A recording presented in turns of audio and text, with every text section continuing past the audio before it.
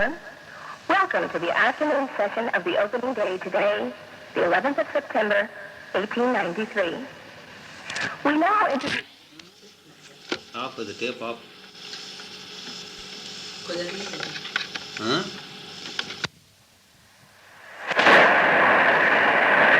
Sisters and brothers of America,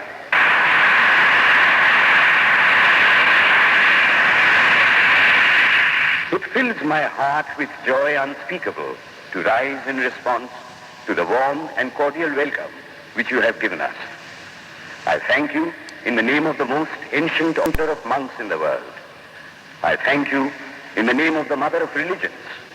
And I thank you in the name of the millions and millions of Hindu people of all classes and sects. My thanks also to some of the speakers on this platform who, referring to the delegates from the Orient, have told you that these men from far-off nations may well claim the honor of bearing to different lands the idea of toleration. I am proud to belong to a religion which has taught the world both tolerance and universal acceptance. We believe not only in universal toleration, but we accept all religions as true. I am proud to belong to a nation which has sheltered the persecuted and the refugees of all religions and all nations of the earth. I am proud to tell you that we have gathered in our bosom the purest remnant of the Israelites who came to southern India and took refuge with us in the very year in which their holy temple was shattered to pieces by Roman tyranny. I am proud to belong to the religion which has sheltered and is still fostering the remnant of the grand Zoroastrian nation. I will quote to you, brethren, a few lines from a hymn which I remember to have repeated from my earliest boyhood, which is every day repeated by millions of human beings. As the different streams, having their sources in different places, all mingle their water in the sea, so, O Lord, the different paths which men take through different tendencies, various though they appear, crooked or straight, all lead to thee. The present convention, which is one of the most august assemblies ever held, is in itself a vindication, a declaration to the world of the wonderful doctrine preached in the Gita. Whosoever comes to me, through whatsoever form, I reach him. All men are struggling through paths which in the end lead to me. Sectarianism, bigotry, and its horrible descendant, fanaticism, have long possessed this beautiful earth. They have filled the earth with violence, drenched it often and often with human blood, destroyed civilization, and sent whole nations to despair. If it not been for these horrible demons, human society would be far more advanced than it is now. But their time is come, and I fervently hope that the bell that tolled this morning in honor of this convention may be the death knell of all fanaticism, of all persecutions with the sword or with the pen, and of all uncharitable feelings between persons wending their way to the same goal.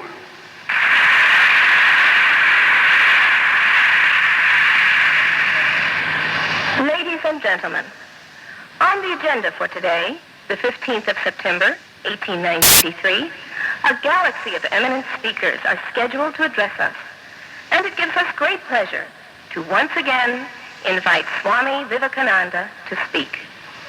His subject for today, Why We Disagree.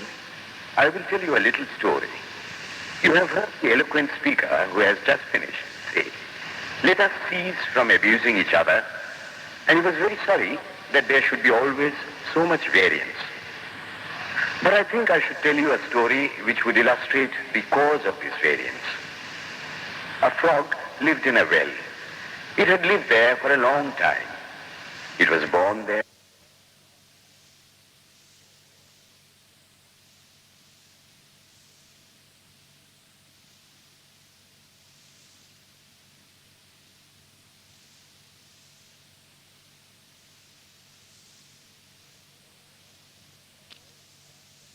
Of all the worms and bacilli that lived in it with an energy that would do credit to our modern bacteriologists.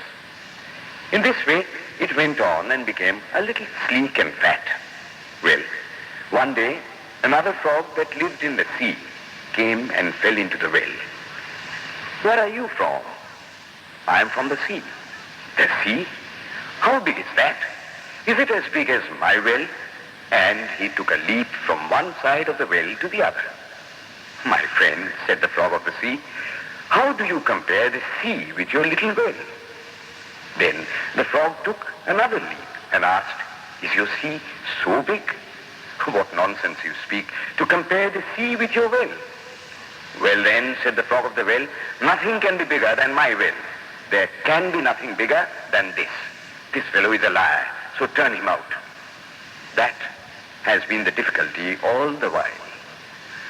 I am a Hindu.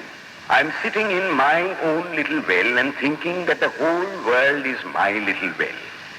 The Christian sits in his little well and thinks the whole world is his well. The Mohammedan sits in his little well and thinks that is the whole world. I have to thank you of America for the great attempt you are making to break down the barriers of this little world of ours, and hope that in the future the Lord will help you to accomplish your purpose.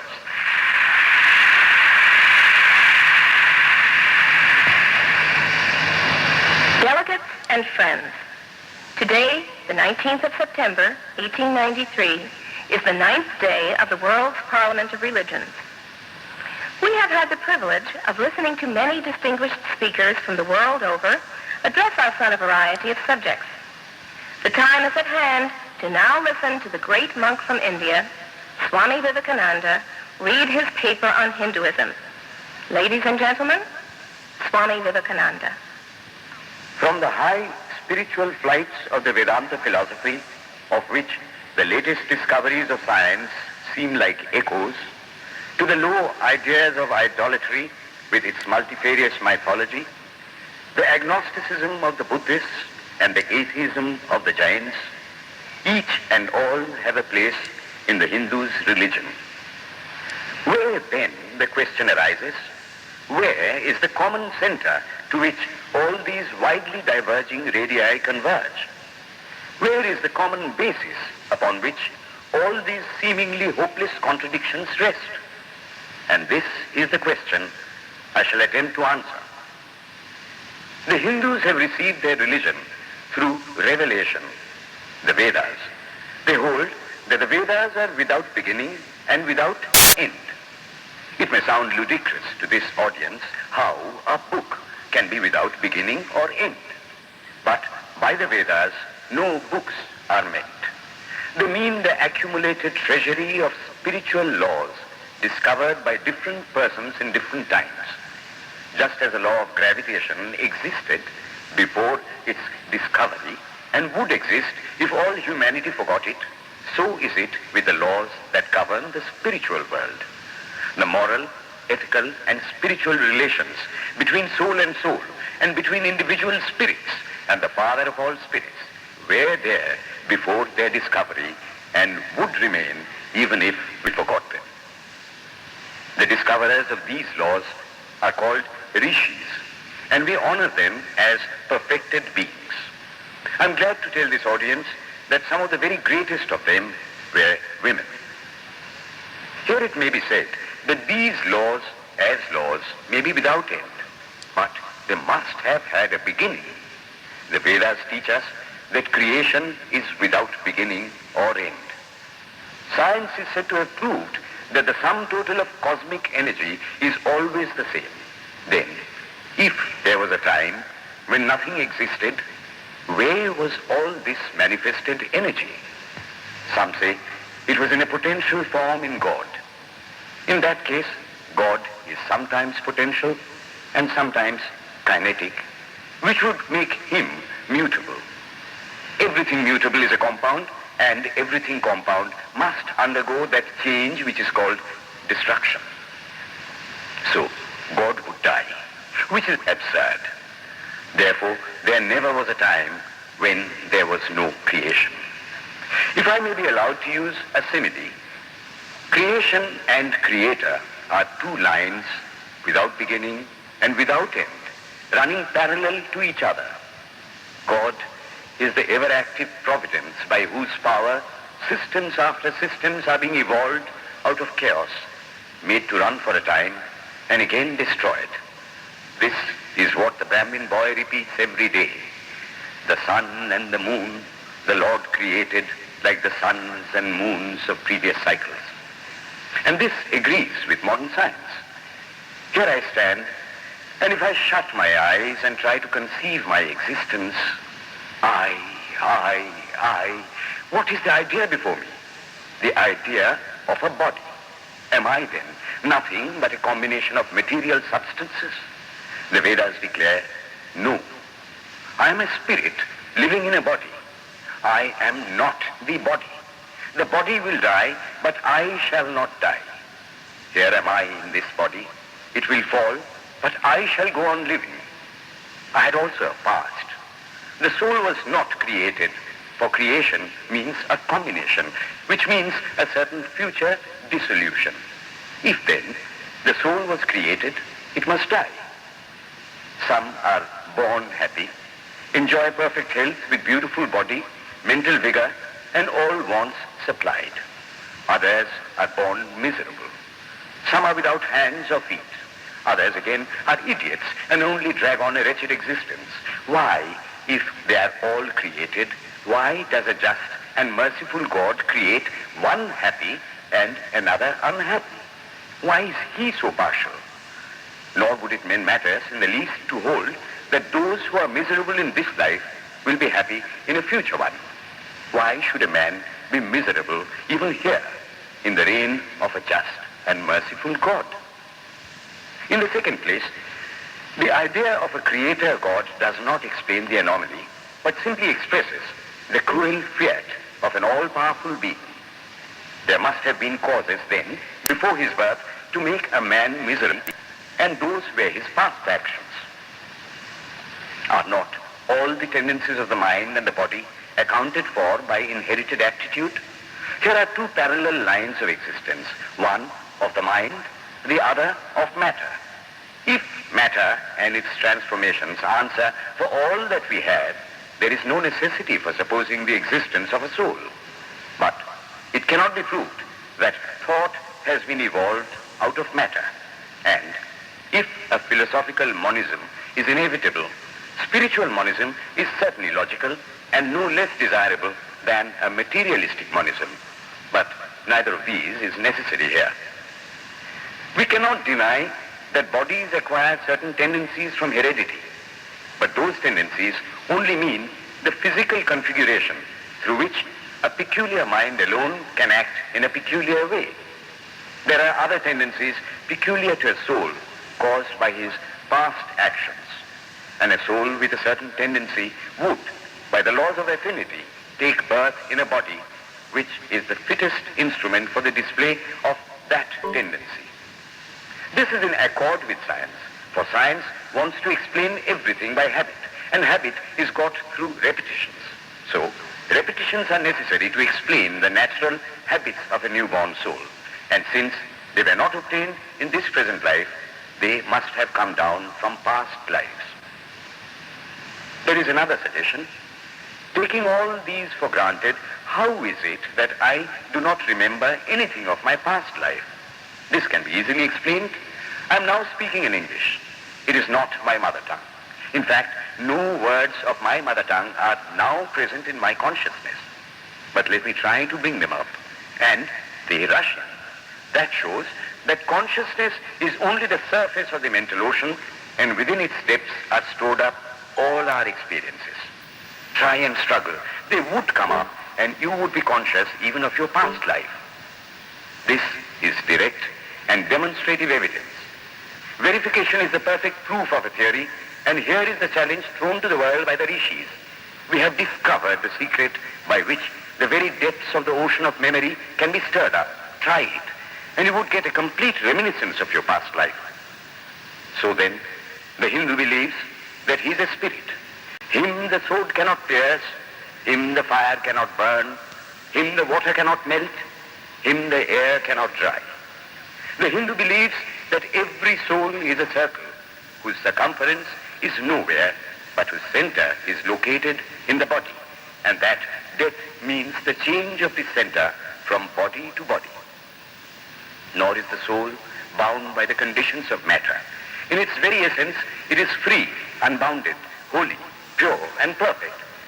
But somehow or other, it finds itself tied down to matter and thinks of itself as matter. Why should the free, perfect, and pure being be thus under the thraldom of matter is the next question. How can the perfect soul be deluded into the belief that it is imperfect? We have been told that the Hindus shirk the question and say that no such question can be there. Some thinkers want to answer it by positing one or more quasi-perfect beings and use big scientific names to fill up the gap. But naming is not explaining. The question remains the same. How can the perfect become the quasi-perfect? How can the pure, the absolute, change even a microscopic particle of its nature? But the Hindu is sincere. He does not want to take shelter under sophistry. He is brave enough to face the question in a manly fashion, and his answer is, I do not know. I do not know how the perfect being, the soul, came to think of itself as imperfect, as joined to and conditioned by matter. But the fact is a fact for all that. It is a fact in everybody's consciousness that one thinks of oneself as the body. The Hindu does not attempt to explain why one thinks one is the body. The answer that it is the will of God is no explanation. This is nothing more than what the Hindu says, I do not know. Well then, the human soul is eternal and immortal, perfect and infinite, and death means only a change of center from one body to another. The present is determined by our past actions, and the future by the present. The soul will go on evolving up or reverting back from birth to birth and death to death. But here is another question.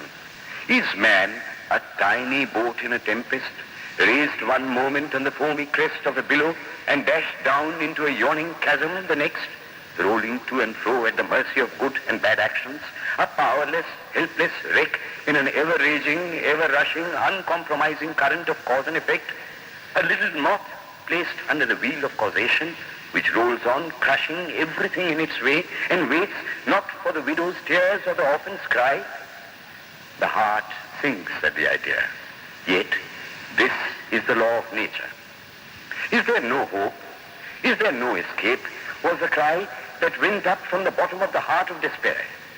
It reached the throne of mercy, and words of hope and consolation came down and inspired a Vedic sage, and he stood up before the world and in trumpet voice proclaimed the glad tidings.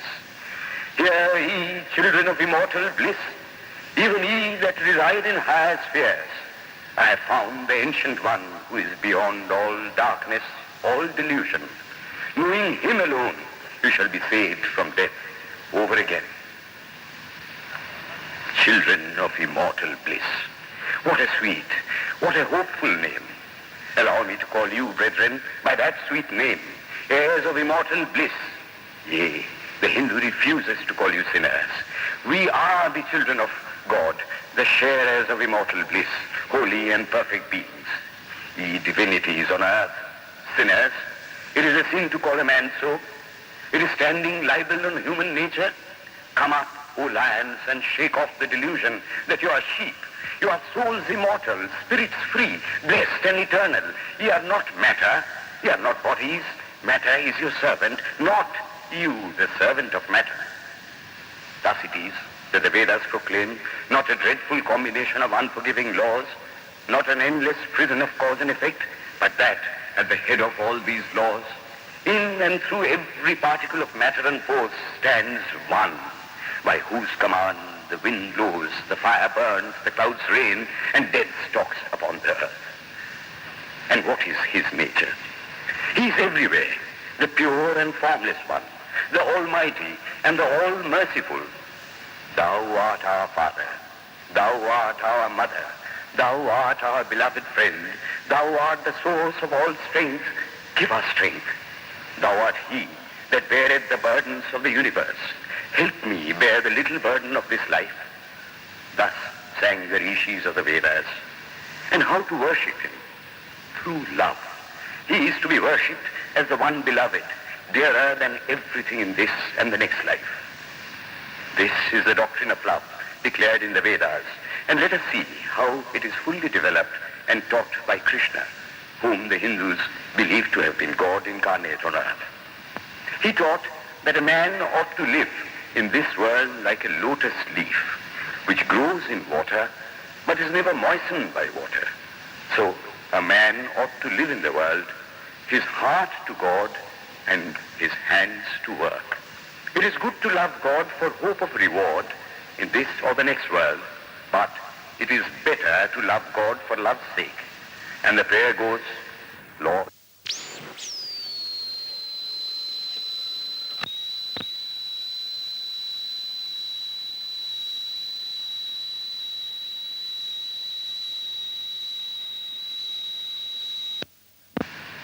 one of the disciples of Krishna, the then Emperor of India, was driven from his kingdom by his enemies and had to take shelter with his queen in a forest in the Himalayas. And there, one day, the queen asked him how it was that he, the most virtuous of men, should suffer so much misery. Yudhishthira answered, Behold, my queen, the Himalayas. How grand and beautiful they are. I love them.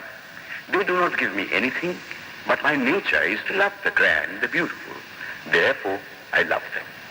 Similarly, I love the Lord. He is the source of all beauty, of all sublimity. He is the only object to be loved.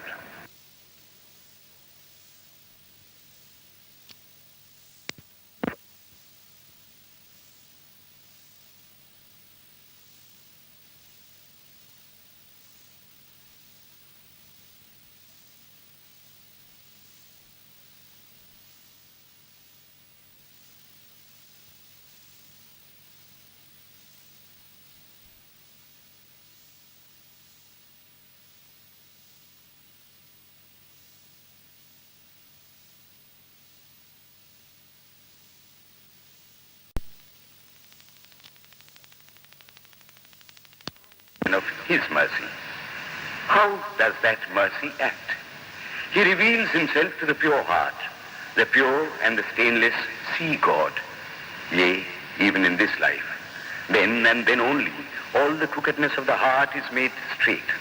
Then all doubt ceases. He is no more the freak of a terrible law of causation. This is the very center, the very vital conception of Hinduism. The Hindu does not want to live upon words and theories. If there are existences beyond the ordinary, sensuous existence, he wants to come face to face with them. If there is a soul in him which is not matter, if there is an all-merciful universal soul, he will go to him direct. He must see him, and that alone can destroy all doubts. So, the best proof a Hindu sage gives about the soul, about God, is, I have seen the soul, I have seen God. And that is the only condition of perfection. The Hindu religion does not consist in struggles and attempts to believe a certain doctrine or dogma, but in realizing, not in believing, but in being and becoming. Thus, the whole object of their system is by constant struggle to become perfect, to become divine, to reach God and see God. And this reaching God, seeing God, becoming perfect, even as the Father in heaven is perfect, constitutes the religion of the Hindus. And what becomes of a man when he attains perfection? He lives a life of bliss infinite. He enjoys infinite and perfect bliss, having obtained the only thing in which man ought to have pleasure, namely God, and enjoys the bliss with God. So far, all the Hindus are agreed. This is the common religion of all the sects of India. But then, perfection is absolute, and the absolute cannot be two or three. It cannot have any qualities. It cannot be an individual. And so, when a soul becomes perfect and absolute, it must become one with Brahma, and it would only realize the Lord as the perfection, the reality, of its own nature and existence, the existence absolute, knowledge absolute, and bliss absolute. We have often and often read this called the losing of individuality and becoming a stock or a stone. He jests at scars that never felt a wound. I tell you, it is nothing of the kind. If it is happiness to enjoy the consciousness of this small body, it must be greater happiness to enjoy the consciousness of two bodies, the measure of happiness increasing with the consciousness of an increasing number of bodies, the aim, the ultimate of happiness being reached when it would become a universal consciousness. Therefore, to gain this infinite universal individuality, this miserable little prison individuality must go.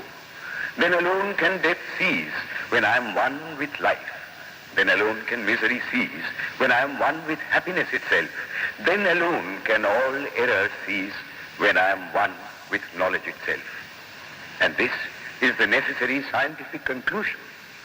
Science has proved to me that physical individuality is a delusion, that really my body is one little continuously changing body in an unbroken ocean of matter, and Advaita, or unity, is the necessary conclusion with my other counterpart, soul.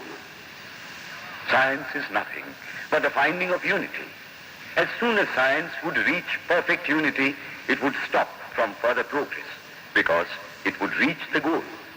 Thus, chemistry could not progress farther when it would discover one element out of which all others could be made. Physics would stop when it would be able to fulfill its services in discovering one energy of which all the others are but manifestations. And the science of religion become perfect when it would discover Him who is the one life in a universe of death, Him who is the constant basis of an ever-changing world, one who is the only soul of which all souls are but delusive manifestations. Thus is it, through multiplicity and duality, that the ultimate unity is reached. Religion can go no farther. This is the goal of all science. All science is bound to come to this conclusion in the long run.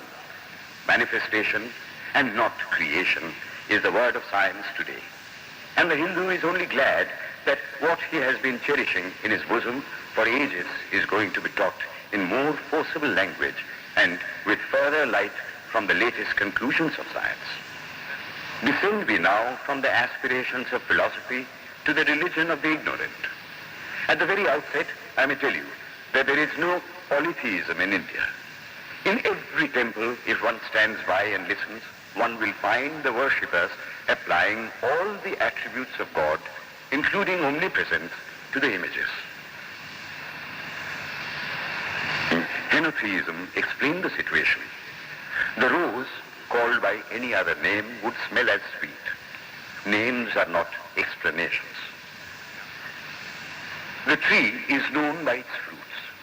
When I have seen amongst them that are called idolaters, men, the like of whom, in morality and spirituality and love, I have never seen anywhere, I stop and ask myself, can sin beget holiness? Superstition is a great enemy of man, but bigotry is worse. Why does a Christian go to church? Why is the cross holy? Why is the face turned toward the sky in prayer? Why are there so many images in the Catholic Church? Why are there so many images in the minds of Protestants when they pray? My brethren, we can no more think about anything without a mental image than we can live without breathing. By the law of association, the material image calls up the mental idea and vice versa. This is why the Hindu uses an external symbol when he worships. He will tell you it helps to keep his mind fixed on the being to whom he prays. By the law of association, the material image calls up the mental idea and vice versa. This is why the Hindu uses. After all, how much does omnipresence mean to almost the whole world? It stands merely as a word, a symbol. Has God superficial area? If not, when we repeat that word omnipresent, we think of the extended sky or of space. That is all. As we find that somehow or other, by the laws of our mental constitution, we have to associate our ideas of infinity with the image of the blue sky or of the sea, so we naturally connect our idea of holiness with the image. Him the sun cannot express, nor the moon, nor the stars. The lightning cannot express him, nor what we speak of as fire. Through him they shine. But he does not abuse anyone's idol or call its worship sin. He recognizes in it a necessary stage of life. The child is father of the man. Would it be right for an old man to say that childhood is a sin or youth is a sin? If a man can realize his divine nature with the help of an image, would it be right to call that a sin? Nor, even when he has passed that stage, should he call it an error. To the Hindu, man is not traveling from error to truth, but from truth to truth, from lower to higher truth. To him, all the religions, from the lowest fetishism to the highest absolutism, means so many attempts of the human soul to grasp and realize the infinite, each determined by the conditions of its birth and association, and each of these marks a stage of progress. And every soul is a young eagle soaring higher and higher, gathering more and more strength till it reaches the glorious sun.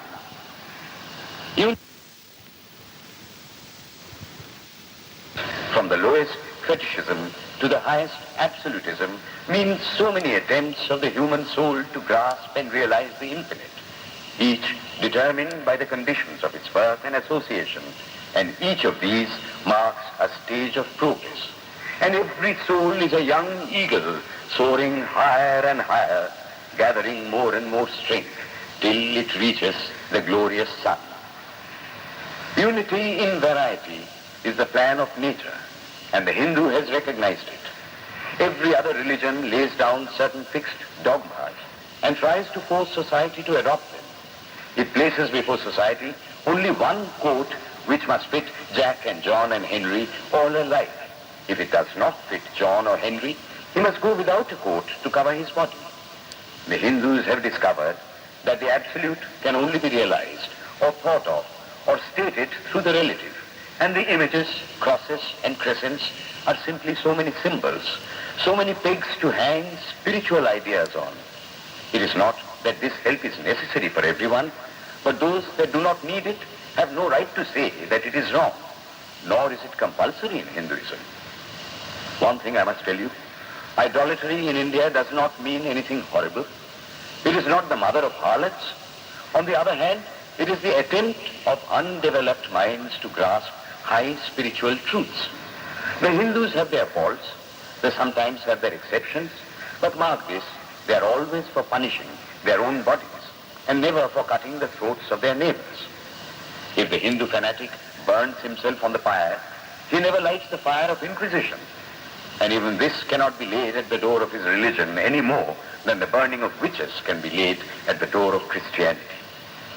To the Hindu then, the whole world of religions is only a traveling, a coming up of different men and women through various conditions and circumstances to the same goal. Every religion is only evolving a God out of the material man, and the same God is the inspirer of all of them. Why then are there so many contradictions? They are only apparent, says the Hindu.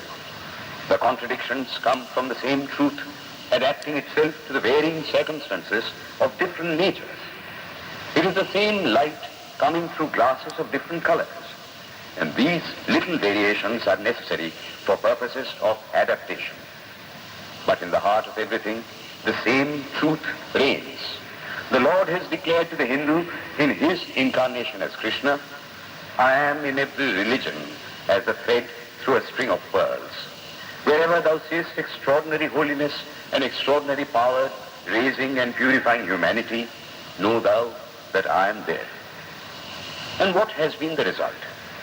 I challenge the world to find throughout the whole system of Sanskrit philosophy any such expression as that the Hindu alone will be saved and not others.